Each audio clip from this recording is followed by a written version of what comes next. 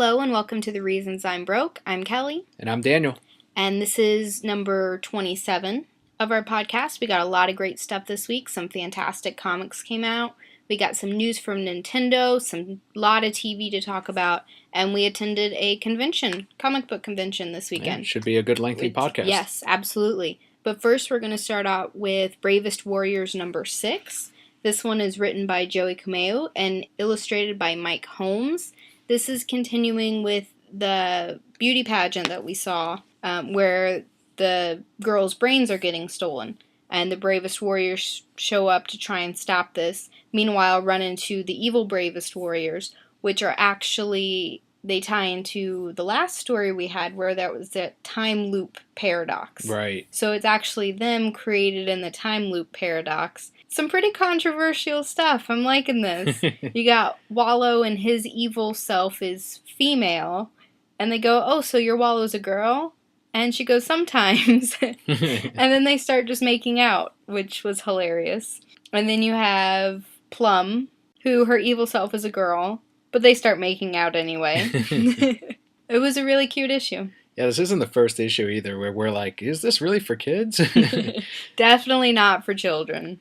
Like, not even for the same-sex kissing, but in the previous issues, there's been some like adult jokes in there that only we would get. But I think it's okay to slip it by because the kids aren't really going to get it. Kind of like Batman the Animated Series and Rocko's Modern Life used to do. Yeah. It's like the kids, I didn't get those jokes when I was a kid, but then I see it as an adult and I'm like, holy shit. My parents let me watch this. Heifer just grabbed that guy's weenie.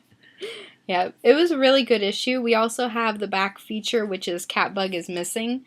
After this last episode of Bravest Warriors, I think Catbug has become one of our favorite characters in there. Yeah, I'm just afraid they might use him too much.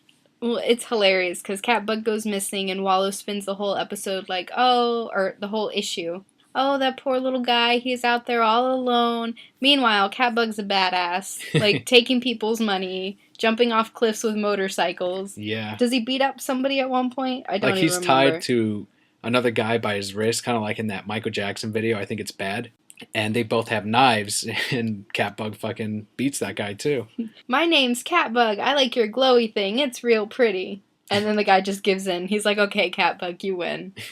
Hilarious.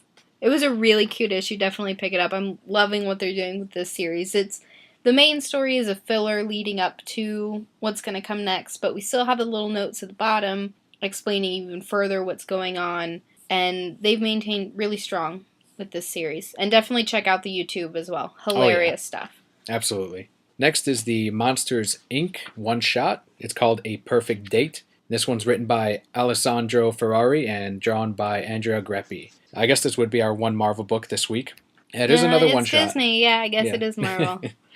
This one, once again, if you remember in the last issue, the other one-shot that they did, they kind of recycled a lot of the movie jokes. They didn't do it as much in this, but it's still in there. You still have Mike not turning in his paperwork, just like in the movie, and he's trying to set up this date, but it keeps falling apart, and she keeps giving him chances, and every time it's kind of funny how he fucks it up.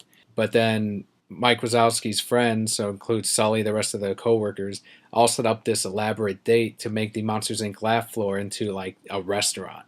And they make it real fancy with lamps and candles, and they set up this date for him, kidnap them both, and then boom, there's their date, the perfect date.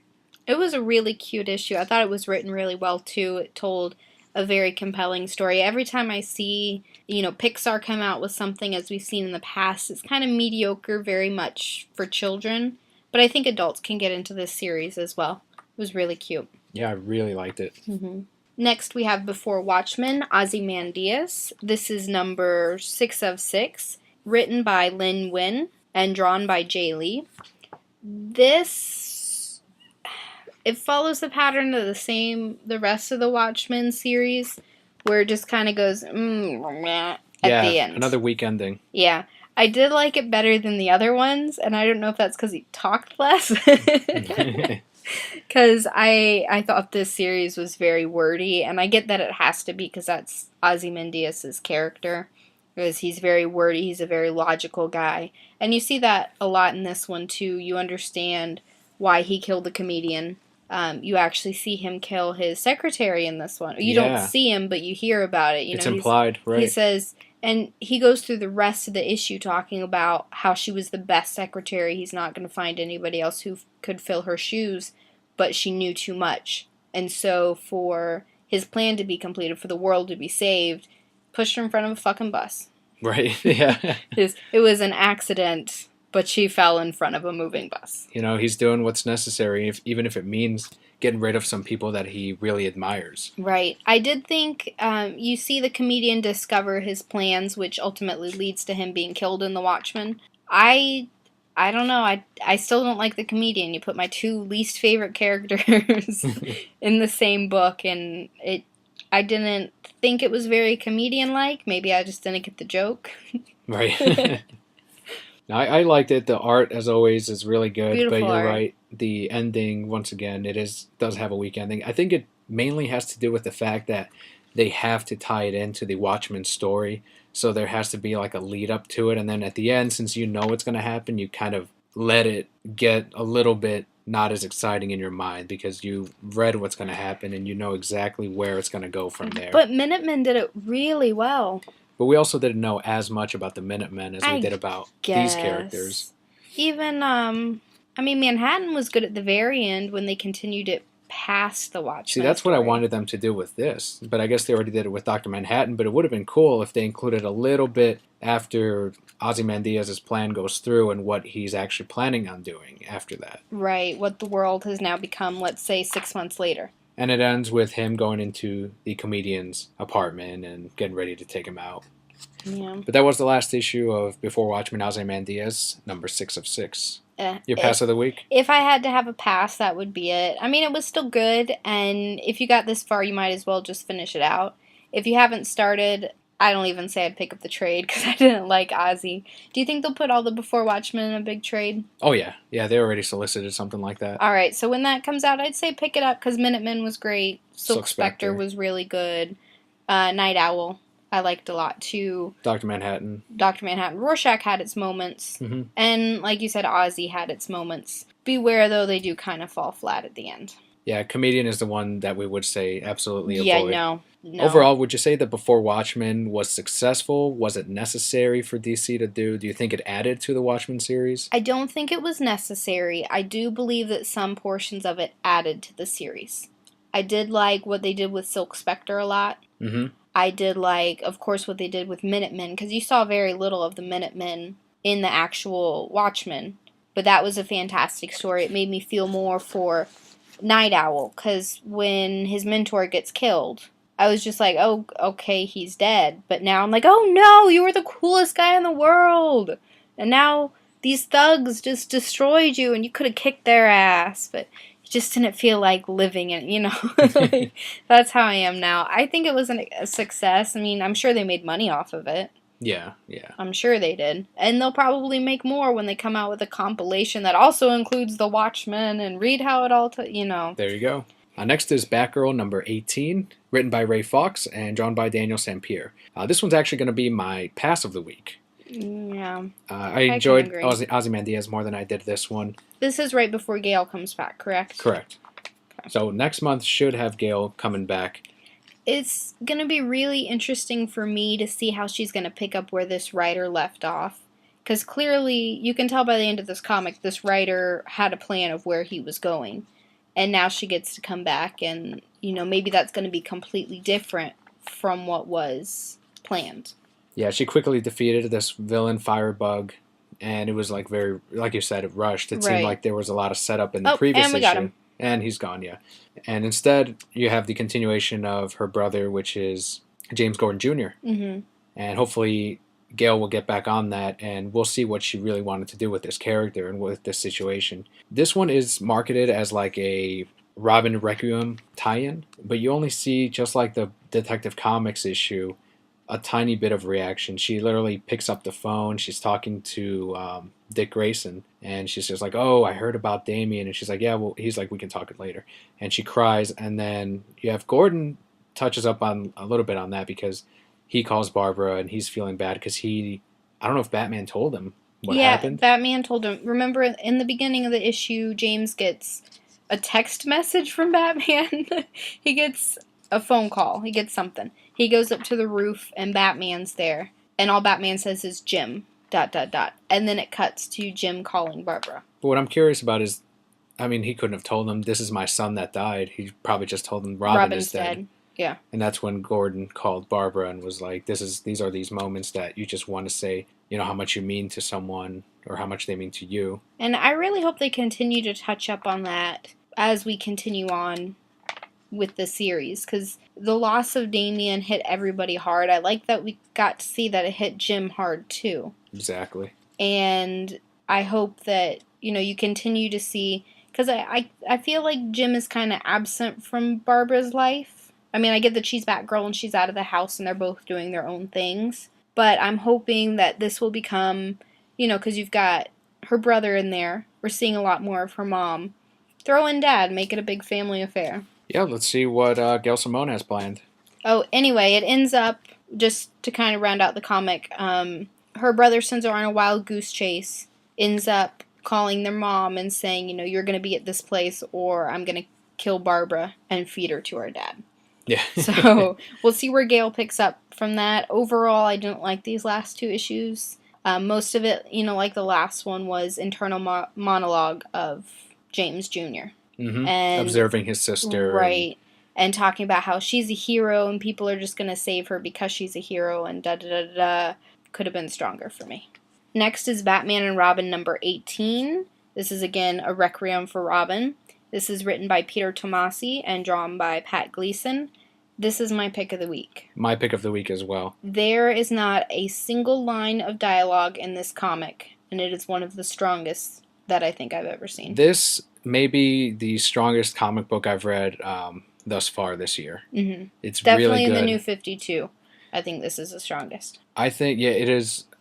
I mean, there's so much to say about this, and that's ironic because there's not one, word of dialogue in this. I mean, there are notes. There's a letter from Damian, which totally brought me to tears. But those are the only words, and it's maybe 6 or 7 lines. I mean, yeah, exactly. This issue, this is what the Batman reacting to everyone to Damian's death should have been. This, panel by panel, you feel exactly what Batman is feeling. You know what he's going through. You feel denial, you feel anger, you feel depression, you feel sadness, you feel all those emotions that they're going to be touching up on as the next couple of Batman and Robin issues come out. Mm. But you see the moments, the little moments, the things that, I mean, he finds this little sketchbook that Damian had, and he has gravestones drawn in it with father and grandfather Wayne. So you see that he was thinking about them too. He was really a part of the family. He felt like this was a family to him. Meanwhile, Alfred is having his own moment where he is grieving Damian's death. In the beginning of the series, the New 52 series, there was this painting that they were putting together of the family, the Bat family, except for Red Hood, of course. They're all standing around Bruce Wayne, and you see Damian's portion is not finished, and that perfectly symbolizes the death of Robin. Right. And of course, Bruce takes the painting away. He wants nothing to do with it. He puts it away. And you just continue to see Bruce dealing with this. He's going down to the Batcave. He has these visions of Damian going down with him, but then he disappears. Then he just takes it out on Gotham, and that's what leads into the next issue that we're going to be talking about. But he just takes it out on Gotham. He destroys criminals. He's going harder on them, and this is exactly what I wanted to see. If you remember, we were talking about it last week. This issue is exactly what we wanted out of Batman's reactions. Mm-hmm. Yeah, it really touches up on, I mean, you can see, like he was saying, he's going down to the Batcave, and, in one panel you see Robin smiling next to him, and in the next he's gone. Or he'll be driving in the Batmobile, and Robin's next to him, and in the next he's gone. You can tell these little things he took for granted, and how much he's beating himself up for it. And so, like you said, he's taking it out on criminals. It was horrible. I'm so sad. I'm sad just talking about it. But the note is what got me the most. It builds up to a very strong ending, and everyone should read it, should absolutely read this issue. It's hard to find at this point. Apparently, it's sold out in a lot of places. Wow. Get it on Comixology. It's $3 or $4 of $3, $2.99. It's absolutely beautiful, too, all the shadows and the darkness, which perfectly reflects Bruce's darkness. And like I said, it does build up to this ending where he has a moment that you would expect, just a breakdown, and it's executed wonderfully. And you will cry. I teared up. I didn't cry, but I absolutely teared up. I cried. And then to throw it on the rest of the stuff that happened Saturday, we'll get to all that too. It was a sucky Saturday, man. Thank you, DC. Yeah, Batman and Robin number 18, pick of the week. Please check it out. Pick of the month. It's great. If you don't get no other comic this month. Well, okay, you have to read the stuff leading up to this. Well, no, I don't really care about this that. This issue stands on its own for the most part. Damian died. If you haven't read anything else this month, pick that up. There you go. Batman and Robin number 18. And next is Batman number 18, written by Scott Snyder, drawn by a couple different artists, Andy Kubert. But this is pretty much a Harper Row issue. The entire way through. This is the issue that introduces you to the character of Harper Row. Chapter 1, the penciler was, of course, like I said, Andy Kubert. And Chapter 2, it was Alex Maleev. It's a beautiful cover, by the way. By Greg Capullo, yeah. Yes. This is the main cover that we got. Beautiful. It's just two boots, the Robin boots, with a Robin actually sitting on top of them. Tears. But yes, like you said, this does further introduce Harper Row. We, of course, have seen her earlier in the series. This follows her pretty much for the whole comic and then sees her interaction with Batman. And I'm really liking her character. No, I don't want her to be with Batman. I did mention earlier in the week, there was like a solicitation for a Detective Comics issue where Harper Row is hanging off of Batman's neck and he's kind of saving her from this, I think it was an Amazonian or something. It was another fighter. And I was like, you know what? They would kind of make a good couple. No, he's with Catwoman. We've been over this. We've asked Paul Dini. What more do you want? I'm just saying, it'd be an interesting story for once to see Batman and Robin as a couple and Harper Row. I don't know how old she is, but... Didn't they do that with Adam West? No. That's already been done. Stick with Batman and Catwoman. But this is, like we mentioned earlier with the Batman and Robin, this is a Batman going through Gotham and just wrecking it. He's going through the criminal underworld. He's going days without sleep, and he is coming down hard on criminals day and night. You don't see that with Batman. He's rarely out in the daytime. Right. You see one panel where he turns on the bat signal, so all the police run up to the roof, and there's just dozens of criminals that he's just destroyed. They're all knocked out, tied up, and sitting on the police station roof. Yeah, that was in Batman and Robin. Oh, was that in the other one? Oh, see, I'm getting them mixed up. But it's in the same night. Right, like it's the same period. It's the same period. He's literally not sleeping for 5, 6, 7 days. He's not eating. He's, and not only is he being Batman, but he's continuing as Bruce Wayne, too, which is ridiculous. You can tell this is just a man who doesn't want to stop and deal with what's going on. Like you said, he hadn't slept in 5 days, and Harper Row is trying to be that light in his life, or remind him of what he's fighting for. She eventually gets through to Batman, which I felt like it was a little bit too easy, but the way she spoke to him, it all related exactly to what Batman was going through. It's almost as if she knew that he had lost something, and she kind of feels it and recognizes it by the way he's acting, by his actions, by his facial expressions, by the way he's coming down on criminals, because she already knows so much about Batman, and she sees this difference in him. She knows, okay, something's wrong. Right. By the way, he kicks her in the nose, breaks her nose. Yeah. I did really like that scene. She initially gets into a confrontation with Batman when Batman's literally about to get killed, probably. He's fighting this guy who genetically alters dogs for dog fights, and he unleashes them all on Batman. And she comes in, I think, pretty cleverly, and uses a supersonic sound, I guess you would call it. That only dogs would hear. That only dogs, yeah, and it just really hurts their ears and drives them all away. And she's like, yep, I've been using that on the neighbor's dogs for a while. So I just amped it up. Gets in this confrontation with Batman. It's like, look, you can't keep fucking doing this. You're gonna die, and Gotham needs you. And Batman's like, I don't need shit from you. Stop trying to be Robin. Kicks her through a fence. Right, because she says, I've been training, and he says, really? If you've been training, why aren't you blocking this? And she's like, blocking what? And that's when he breaks her nose. Right. And that could have easily been a very unlikable scene or a very unlikable panel for Batman. But it was handled pretty well. I mean, really you have to be real careful about how you do that. And later on, he shows remorse for it. Mm-hmm. Yep. I like, too, that once she saw that she wasn't getting through to Batman, she's like, look, I'm going to go to Bruce Wayne. This guy funds him if he won't listen to me, maybe he'll listen to him. And that's actually when she does get through to him, for the most part, is by going to Bruce Wayne. So overall, would you be happy with, I mean, it sounds like this is going to be the new Robin. Would you be happy with this Robin, Harper Row? I would. I like that they pointed out that she wasn't ready yet. And she says it herself, too. She's not trying to be his partner. Right. She's obsessed with Batman at this point, and I think the moment in time when this comic takes place, she's obviously worried about him. She's trying to keep him around because it's not who Batman is, which she points out. It's the idea of Batman. Gotham needs that idea of Batman to continue to function, really. So I hope, if she does become Robin, I hope it's a while down the road. Give us... What do you say, about a year? Yeah. At least, and I'd like it to be more, but at least give us 6 or 7 issues. It sounds, from the solicitations in June, it looks like she's already going to be fighting alongside Batman, but not officially as a Robin of sorts. From what she was wearing in this issue, she wore a lot of purples and blues. It looks like they're going to be changing the Robin scheme a little bit, the color scheme, if she ends up being Robin. I mean, I just take this from an artistic standpoint as hints of what her costume is going to look like, and I'm seeing a lot of purples and blues. You even see it in her hair. Mm-hmm. So, I don't see greens and reds on her. Well, if you think about it, swinging around in the dark, I don't want to be wearing green or red either. Then maybe that's something she'll point out. Yeah, be like, you guys were dumb. No wonder they died. I am so bad. Oh, moment of silence for Damian Wayne. But yes, it was a very good issue. I am liking where they're taking Harper. I think I liked her character more than you did.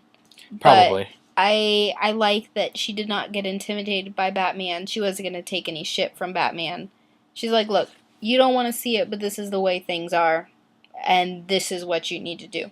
And I'm going to make sure you do it. And they're doing it tastefully, the way they're moving her into this new position, because, like I said earlier, she doesn't want to be his new partner, and he doesn't want that either. But she's still learning so much as it is that she will become capable of that really soon. Mm-hmm. So that will be comics for this week. Do you want to touch up on TV shows next, or the convention? Let's move into TV shows because it ties a lot in with DC. We had the ending this Saturday of 2 of our favorite TV shows, Green Lantern, the animated series, and Young Justice Invasion. Sobbed through both of them. Yeah, these were the final episodes for both of these series. And so far, no word yet on whether or not there's going to be a Blu-ray release for either of them. Better be. But I would absolutely pick up the Green Lantern, the animated series, complete seasons. I will pick up Young Justice Invasion, and then we can share. But 1 week at my house, 1 week at your house. They're like our love children. I just want the disc with Sinestro's episode in it. And I'm play happy. It over play that and over again. They're so silly. But yes, they were very good. I really, really, really, really, really wish they had given them an hour and a half. Like a true send-off. Yes, because when I saw them, I was like, oh, these are really sucky endings. How the hell could they do that to us? Now I accept them. Now I'm like, yeah, that was probably the good. Best way they can do it. It tied everything together well, as in addition to leaving more room. Whether they turn it into a comic book series, which I think would be phenomenal, get away, because both of them were for children. Now let's make it for adults. We ended it in this way, and it was so good, and let's make it for adults. Or if maybe it turns into a web series. Either way, I think it should continue in some form. Right, but they left room for that, which was good. I still wish they both felt very rushed, even into those endings. And so I wish that they had given them an hour and a half each. If they were smart, they would... I mean, they are already taking a look at all these fans that are wanting more episodes. They would continue this either as a comic book or, like you said, a web series. Just any way so that they can... I mean, people are asking for even just one more season to just really wrap things up fully. Well, even if... Okay, give us 30-minute web episodes, 20-minute web episodes. Would you pay $1 an episode? People would pay $1 an episode. I would pay $1 for an episode. But we'll see we'll see if they even do anything. That's the thing about whenever this happens. It's very rare that they'll continue it again. Right. You know, it would have to be something like they release it on DVD and they'll do it like Family Guy, where DVD sales were crazy high and then they brought back the show. Let's buy like 7 DVDs. But yeah, the endings. Do we want to spoil? what I'm going to say about the endings, and it's up to you if you want to spoil it, but they weren't completely happy, and I liked that. I liked that it wasn't like this, and happily ever after, everyone was happy. Not everyone got what they wanted, and that's how a show's ending should be. I agree. I didn't like it while I couldn't see through my tears. But sitting down and thinking about it, and I've seen Green Lantern twice now, and I still felt good at the end of them. Both of them? Yes. And now looking back on them, I think, and coming up with my own conclusions for Green Lantern, maybe I'll write a fanfic, you guys, and then maybe I'll share it. But just maybe. But I've come up to my own conclusions, so I have peace with that one now. So now I think the toughest one for me was Young Justice. Mm-hmm. Just because, spoilers, skip ahead 10 seconds, Artemis. Yeah, and her relationship with Kid Flash. Right. He had just lost her. They just got back together. She's now lost him. Mm-hmm. And that goes back to my whole point. Not everyone ended up happy. Right. Between the two shows, I felt like Young Justice's ending was sloppier. I don't know about you. I think so. It was very epic. Except at the end when the Justice League is like, okay, you guys keep doing a thing. We're going over here. I was like, you guys have just been on a vacation standing on a planet in a courtroom. And now you're going on another vacation? My favorite are the listeners now that skip ahead 10 seconds an hour like, wait a minute, Justice League did what? Well... Skip further ahead. Skip ahead like 5 minutes. Actually, you know what? If you haven't seen these episodes, well, that's what you get at this point. Sucks for you. Out of the Green Lantern and Young Justice, which of the two did you enjoy more? Green Lantern. But Green Lantern also had my love story. I did want to see Sinestro make some kind of return in this. Like, they had every single Green Lantern in that final fight, and no Sinestro anywhere. I'm like, what the fuck, man? They had way too much Guy Gardner. It should have been Sinestro instead of Guy Gardner, wasn't it? Yeah, it was Guy Gardner. Okay, yes. But Sinestro wouldn't have gone along with Hal Jordan's plan like Guy Gardner did. I will give them that. Sinestro would have destroyed all those guys. He's probably off finding a yellow ring right now. I'll add him in my fanfic just for you. Yes. Can you have a romance with Razor? No, he can have a romance with Sniper. Because Razor's got to be with Aya. And that was another thing that even they didn't end up together. Really. Yes, they did. They resolved in their hearts. Their relationship. In their hearts, they're together forever. Sad. I'm gonna cry again. It was so sad. But yeah, they didn't even kiss once. You give me 2 seasons, and they don't kiss once. I don't care that they said their love yous. Well, see, this is smart, because now fans like you are going to be like, we need to see this relationship. And maybe they will come out with a little something. They better. If not, you're going to rewrite it, and you'll share it with the world, and hopefully they'll enjoy it. Yeah. I hope you guys enjoy it, because this is going to be an awesome fanfic. We'll do a Kickstarter, hire an artist, release it. That'd be so cool. Can we do that? You guys want to pay to see this in comic form? And DC's like, you guys can't do that. Those are our characters. I'd be like, I released it for free on the web. They just paid us to make it. But other than that, do you have any final thoughts on it? It was good for what time they had. I mean, what more can you say about it? There's so much more that they could have done. They set it up to... Green Lantern more than Young Justice. Set it up to continue with some great stuff. We heard in Green Lantern, the episode before this one, John Stewart's now the Lantern of Earth. So, okay, we've ended this season. Great. Skip back over to Earth. You know, what's John Stewart doing? Running around, saving Earth. Hal Jordan's who knows where. He's in space taking care of other things. He's in space doing stuff. Let's have cameos from people. Let's have an episode focusing on John Stewart on Earth. Right. Let's have an episode focusing on Razor and what he's doing now. Trying to find Aya. He'll find her.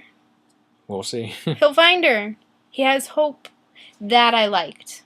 I think that was my favorite part. That was an amazing ending for me. It was very tidy. It was that last... And it reflected his change. That last 5 seconds. Because I've been sitting here... More spoilers! I've been sitting here through at least this whole season going, why is Razor still a Red Lantern? Yeah, I expected him to become like a Green Lantern. I expected green. I'm like, okay, Manhunters are killing off all these Green Lanterns.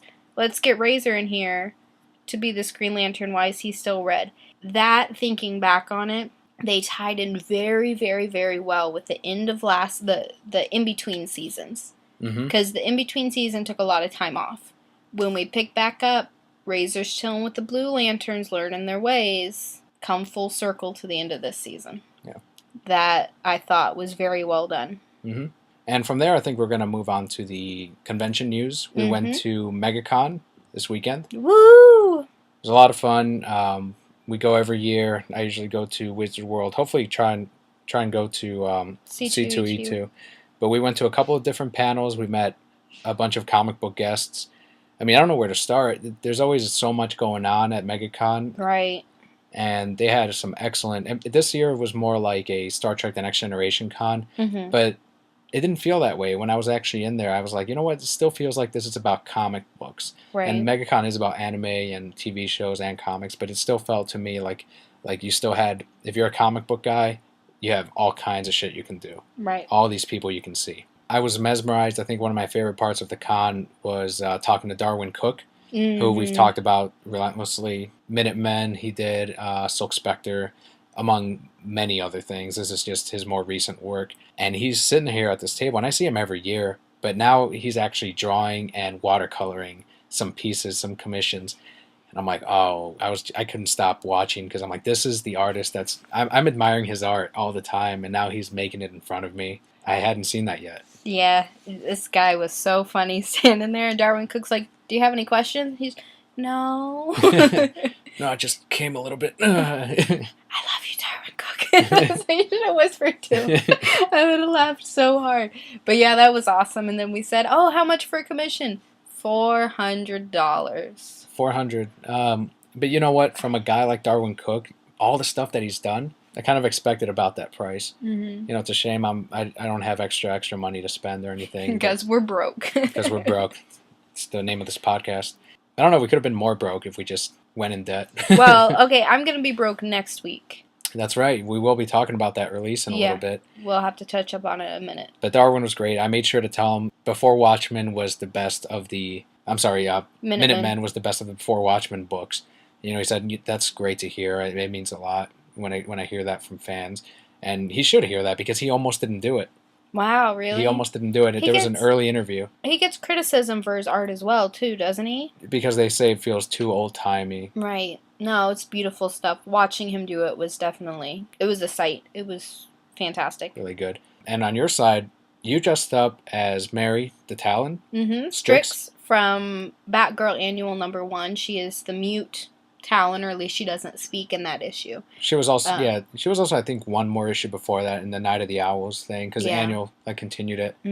But I completely fell in love with her character. I loved what Gail did. So I dressed up as her and then actually met Gail and got a picture with her and made her day, I thought. I don't know. Her husband was freaking out, I think, more than she was, which is funny. But she ran around the table and wanted a picture with you, and then she changed it later, but she made it her profile picture on Twitter. On Twitter for a while, that was touching for me, too, that, you know, look, I was doing this to honor you, and you're just as excited about it as I was. But it was a lot of fun cosplaying. My feet are killing me. With my boots, high heels. Yes. I would totally do it again, too. It was a really good costume. If you're watching this on YouTube, you see the pictures right there. And maybe we can get one up on Twitter, too. Right, yeah. Actually, we did put one up on Twitter. If you look back on our pictures, if you look up at Reasons I'm Broke, we put up a bunch of pictures, including some of the shit I bought. If you're watching this on YouTube, you're seeing some of that, too. And then we also went to Gail Simone's panel, and she talked about Red Sonja, and we're excited about that. She talked a little bit about Batgirl. She talked about Birds of Prey, and some of the fans asked some obnoxious questions. TV show. Shit. Like, I don't know. They should filter some of these questions because this girl would not shut up about the TV show. It's like you're going to ask this comic writer about the television show of the same name of a comic that she just happened to write. Oh, so funny. But yeah, she's going to be working on that. She talked a little bit about the ventriloquist. Which she's going to be working on. That's going to be the next villain with her return on Batgirl. Wait, doesn't she have a survival horror coming out too? Yeah, it was Metropolis or something like that. I forgot what it was called. Megalopolis. Something. But what it is it's a survival horror where this is the safest city in the world because it's got superheroes there. And then something happens where they turn and they're just trying to destroy the people now. and it follows, I guess, a group of people trying to get out of the city, just trying to survive. And they're a diverse group. Right. And that sounded really interesting to me. I mean, anything in Gail's hands is gold. And that was like a Kickstarter thing, too, wasn't it? I think so. She was saying that that's why they had no restrictions on what they had to write. They can do whatever they wanted because they were getting money and then delivering it directly to the fans, which is always a great thing that when these comic writers do it, because like Art Baltazar and Franco, when they did All Yeah comics, and those are coming out now, they reached their goal. Minimal ads on them. Yeah, hopefully. Hopefully no ads. What do we need ads for? You just got $34,000. But I think she said that was coming out in May.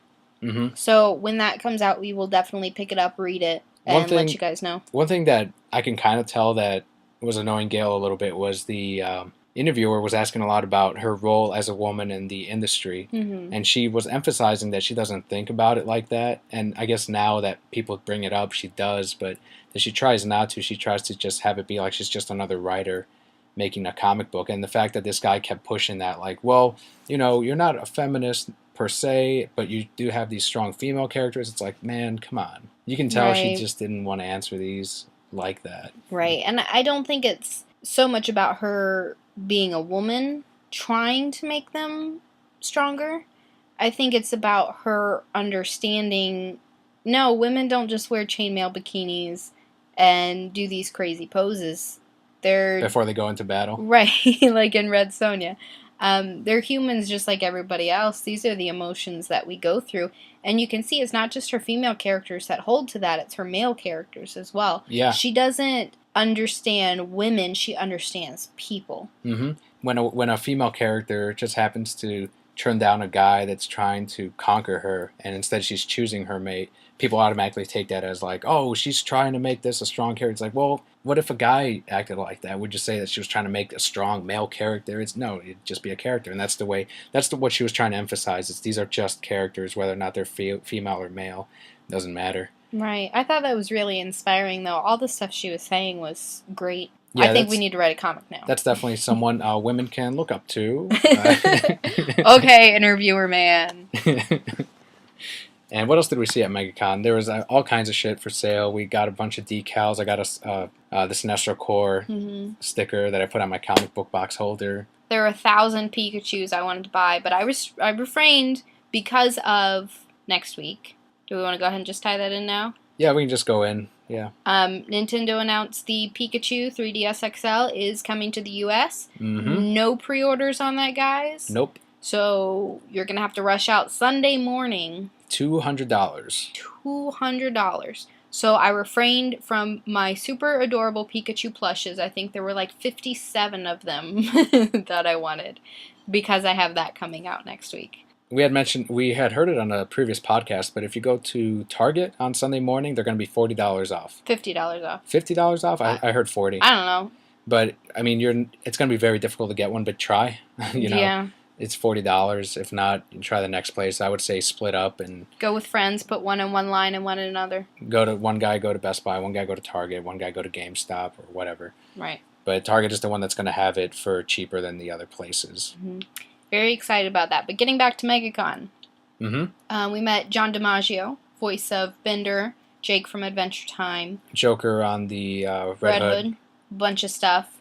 He was a really nice guy. Sounds exactly like Jake. It was hilarious. Yeah, he was charging $20 though for a signature. Yeah, and people were paying him. So I mean, I guess you paid him. I did pay him. Like I got up there and I'm like, oh, $20. Well, in my mind I was thinking, I don't think I'm really gonna buy that many other things. I'm gonna get this custom vinylmation that I made. I painted up this. If anyone doesn't know what vinylmation is, it's like a vinyl figure, 9-inch. It's got like the Mickey figure on it, but it's blank, and you can paint whatever on it. Well, I did Jake the dog, and I signed it, and then the box on the outside that holds it, I drew something on the back. I commissioned an artist at MegaCon to do one side, and then I'm going to figure out something to do for the third side. But MegaCon I had next year, we already got the dates. Or C2E2, yeah.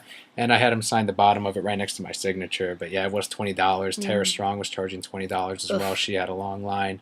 I couldn't meet her. DC Douglas, $10. He did the voice of Legion on Mass Effect, Wesker in Resident Evil. I mean, there's a lot of guests. We saw all three of them. We didn't get to see Q from Next Generation. I did want to meet him. Yeah. We didn't get to see Dean Cain. I wanted to meet him. I know Art Baltazar doesn't listen to this at all, but I did want to see Dean Cain and have him hold up a sign that said, I don't even know, just something flirty to love you, Art, and then have like Heart. a little winky face. Exactly. It would have been hilarious. Art would have been thrilled. It would have been so funny. But I felt like we only had 2 hours there on Friday, didn't we? And then Saturday I cosplayed all day, and that is so much fun. But I was wearing really dark goggles, so I couldn't see anything. So you miss out on on a different aspect of the convention. I think cosplaying is definitely a wonderful aspect, an aspect that I love, but it is a completely different experience. Because every 2 seconds, can I have your picture? I don't know what you are, but can I have your picture? I got a lot of that. Yeah, that was funny. And then the one Batgirl cosplayer said that, I thought this character was too new for anyone to dress up as. This is awesome. And we did get that photo, which was great, of you and Batgirl together, because it's kind of like the book. Yeah. That was really cool. It was good costume. Yeah. And we'll probably work on it some more for next year, add more to it. We'll work on it some more. I want to do a photo shoot sometime in the year. So maybe we'll throw that up. And I went as a member of the Court of Owls with the mask and then the tie and the dress pants, dress shirt. That was fun too, but yeah, I don't think anyone knew who I was either. I was just, someone would ask for your photo and I'd be in the background. Like, hey guys. Some people knew who we were. Oh yeah. There was one point when you were in line for Tara, I was sitting on the ground. I had my shoes off because I think my feet were numb or something like that. And my mask is on the floor next to me, and a guy walks up, he goes, Court of Owls, right? Or Talon. And I said, yeah. And he goes, bet you didn't think I knew who you were. And then he walked around real cocky, like, yeah, I'm a badass.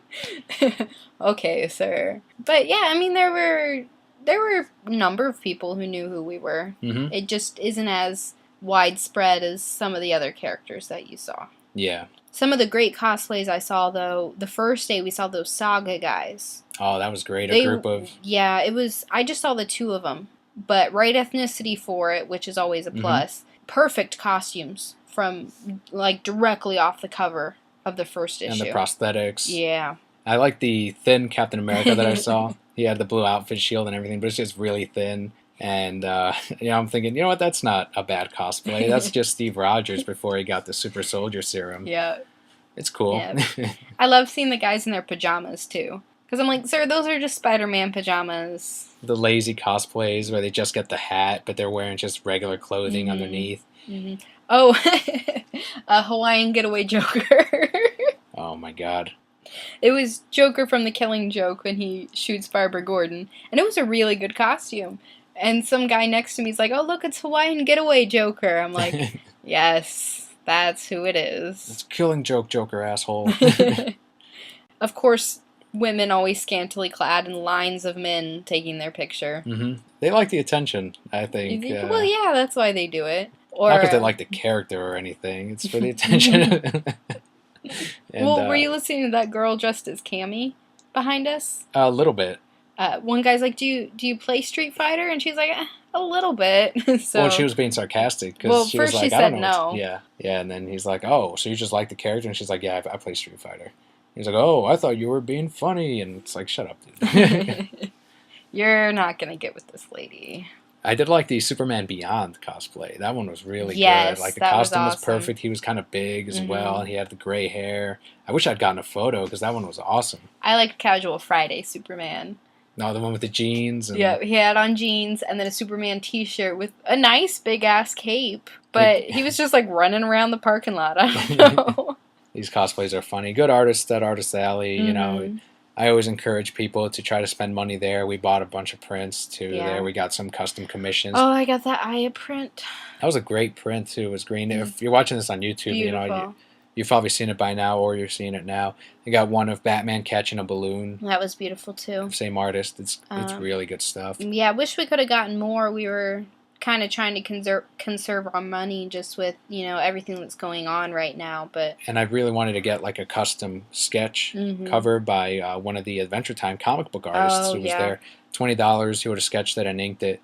But, I mean, this was near the end of the con, and we were just like, we just can't spend any more money. If I could redo it, I would take back DiMaggio's signature and spend those $20 on that. You should have walked up and said, I want a refund. Take it back. Look, I've painted over your signature, so I'm not just being an asshole. DC Douglas signed 2 of my things, which was cool, even though I only paid for one. If I had thought about it, I would have bought the Piggy in a Puddle book and had LeVar Burton sign it. Yeah. I know you don't watch. Do you remember that Reading Rainbow episode? No, but you've shown me. Oh, it's hilarious. Man, I'm so angry now. He'll probably be back. No, let's go back right now. I don't care that it closed 5 hours ago. A lot of the good stuff we saw. We saw a good panel with, the Kickstarter, Jimmy Palmiotti. Yeah, that was a good panel, too. He was a nice guy. How to kickstart your Kickstarter. That was the first time we'd met Jimmy. Yeah. And he was awesome. Amanda Connor wasn't there, though. Great advice. I mean, I've heard all this before because I took some film classes and we've talked about Kickstarters, but everyone else that was there, I mean, they were learning so much about Kickstarter, how successful you can be with it. Some of them just wanted to put up their business as a Kickstarter, and he's like, don't do that. Have a product out and then Kickstart it. So this is what you do. You take some drawing classes. You start drawing My Razor and Aya story, and then we put it up Kickstarter. Man, if I had the time, I'd absolutely be happy No, to we're do making that. the time. Take one art class and just really start refining. Say goodbye to this podcast. You're going to college. Quit work. Yep. I'll support you. What did we see a lot of cosplays of, though? A lot of Fionas. Like, too many Fionas. Yeah, a bajillion Fionas. There was a lot of Minecraft stuff this year. A lot of Minecraft. But in their defense, they were selling the little heads at the convention. Yeah, there was another one. I saw a lot of Harleys, and they weren't very good. No. I think I saw maybe one good Harley. Oh, you know what? I saw one that was good. I saw maybe 5 of them total. Joker without his face. With his I Joe's... saw 2 of those, yeah, with Joe's Garage. I saw at least 3, maybe 4. But that one, it was that big group. It was all the villains. Yeah, and they asked you to take a photo with them. Right, their Harley was decent. Mm-hmm. It was still new costume Harley, which I don't like. But she was decent. And they actually got me in my Strix costume to take a picture, and one of them goes, "Oh, it's all the villains together." And Harley goes, "She's not a villain, she's just misunderstood." And I'm like, that's right, I am just misunderstood. And Mr. Freeze comes up behind you. Vengeance is upon you. No! You shouldn't have taken his technology, Talons. I'm sorry, I misunderstood. A lot of Data cosplays, but it wasn't next gen. I expected more Star Trek The Next Generation cosplays. Especially with all the cast being there. Mm-hmm. What else did we see? There was one more I know that I saw a ton of. And there were a lot of Captain Americas. There always are. Yeah, there was a lot of Iron Mans, like always. There was a Snape that we saw that was awesome. He was really good. He even had the dark mark on his arm. So he had because I saw his sleeve rolled up. I'm like, is he warm? Why is his sleeve rolled up? Yeah, the dark mark. But then later I saw the dark. Did you see? It looked like the kid hadn't slept in days either. He had huge bags under his eyes. I'm like, that's commitment, sir. He's a method cosplayer. I guess. You and I need to be Lily and Snape. Yeah, I just need to grow the hair out and not be Latino. Well. But yeah, I think that pretty much wraps up our summary of MegaCon. We could go on for another 3 hours. But yeah, we saw the Eevee cosplayers. I mean, there was just a lot of stuff. There was a lot of great stuff. I wish we had taken more pictures, but between cosplaying and buying stuff. And you always leave that weekend feeling like you did so much and yet not enough. Yeah, exactly. Every year. But yeah, I mean, this is probably our longest podcast to date. Ever. You can see why. There was so much to talk about. Some great comics, great TV, great convention. Overall, a great week. Mm-hmm. I mean, we look forward to MegaCon every year, and this was awesome. Now it's time to sleep for the next 12 hours. Yeah. And work nonstop. 60 hours. But yeah, thanks again for listening. Always our subscribers, we appreciate you coming back every week and checking us out. On Twitter, make sure to find us at Reasons I'm Broke. We posted up some MegaCon pictures on there. Let us know what made you broke this week, either here or on Twitter. #Reasons I'm Broke. We're also up on iTunes now. I believe we almost have all of them up. Almost, yeah. I just added a bunch of episodes. 5 or 6 episodes behind. Please find us and rate us. 2 episodes behind. Oh, 2 episodes behind. Yep. Look, you've been a busy man. Find us and rate us. It helps other people find us. Helps get our name out there. Any support is appreciated. Absolutely. Mm-hmm. All right. Other than that, thank you very much for listening. Sorry if we spoiled too much. Yeah. I'm Daniel. And I'm Kelly. And this was The Reasons I'm Broke. See you next week.